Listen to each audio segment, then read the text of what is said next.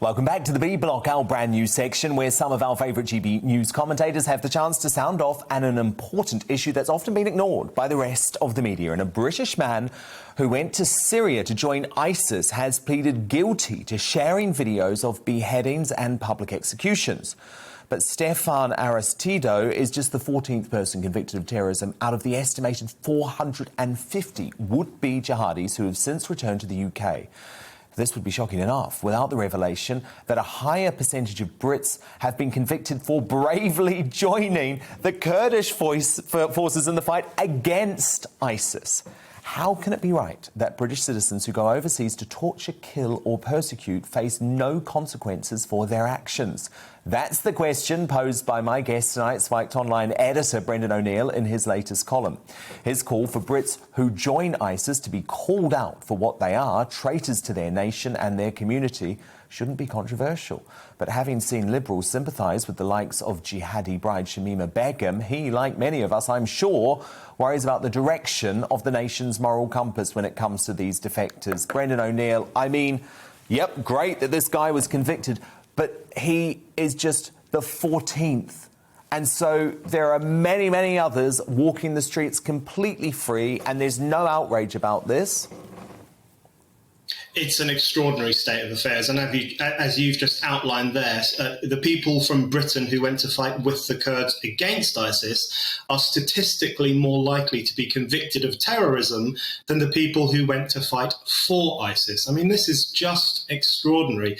And what it means is that there are hundreds of people in the UK walking the streets relatively freely, who went to Syria to join a neo-fascist movement, a movement that was enslaving Yazidi women, torturing Christians, murdering Christians, executing gay people, a vile, barbaric movement. There are British people who went to join that movement who are now back in the UK living life like the rest of us. And that I find that very disturbing. Of course, it's difficult to gather information and evidence on what these people did when they were in a chaotic war zone like Raqqa and other places in Syria.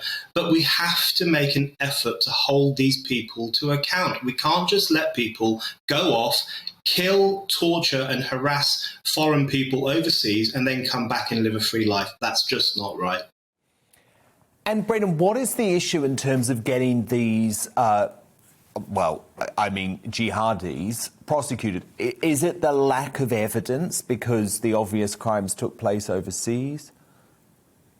There's difficulty getting evidence. It's difficult to know what these people did. Some of them will have been actual jihadists who did terrible, terrible things. Others will have been jihadi brides who might have assisted ISIS but not necessarily been active fighters. And some will have been medics or propagandists. They did different kinds of things, and it's hard to get the evidence. In my view, all of them are traitors. All of them are traitors to the United Kingdom.